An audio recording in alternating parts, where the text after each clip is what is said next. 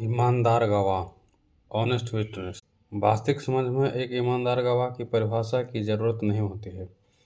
किस प्रकार एक गवाह को ईमानदार होना विचारा जाए, यह एक तथ्य का प्रश्न है। एक गवाह को ईमानदार उस समय कहा जाता है जब वह कोर्ट के सामने मुख्य परीक्षा चीफ एग्जामिनेशन में है उसका कथन मान्य हो और वह कोई ऐसा प्रयास नहीं करता हो जिससे वह अपना कथन कुछ शब्दों में या बढ़ा चढ़ाकर कहता हो और कटघरा में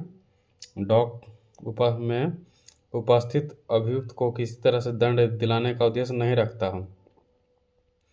जो कुछ घटना घटित हुई और जो कुछ उसने देखा उसी को सीधा साधा कहता है, पर वह ऐसा कुछ नहीं कहता है जिसको अभियोजन उसके अंदर से निकलवा करके कहलवाना चाहता है। वह कभी भी परवाह नहीं रखता कि उसका बयान ऐसा होना चाहिए कि जिससे अभियुक्त को अवश्य दंड मिले,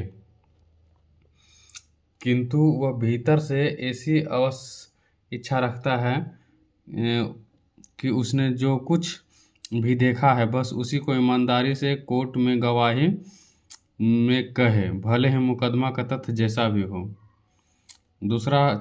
चौथा है झूठ गवाह, लायर विटनेस। झूठ गवाह को भी किसी परिभाषा की आवश्यकता नहीं होती है। वह अधिकतर एक प्रकार से गढ़े हुए सेटअप किया हुआ रहता है गवाह होता है, या पॉकेट में रहने वाला गवाह होता है, या अक्सर मुकदमा करने वालों से घनिष्ठ रूप से संबंधित रहता है और अभियुक्त को फंसाने का प्रबल इरादा रखता है। वह कोई नया आगंतुक नहीं होता, बल्कि पूर्व में भी उसको पर्याप्त अवसर कोर्ट में आने और उपस्थित होने का हुआ रहता है।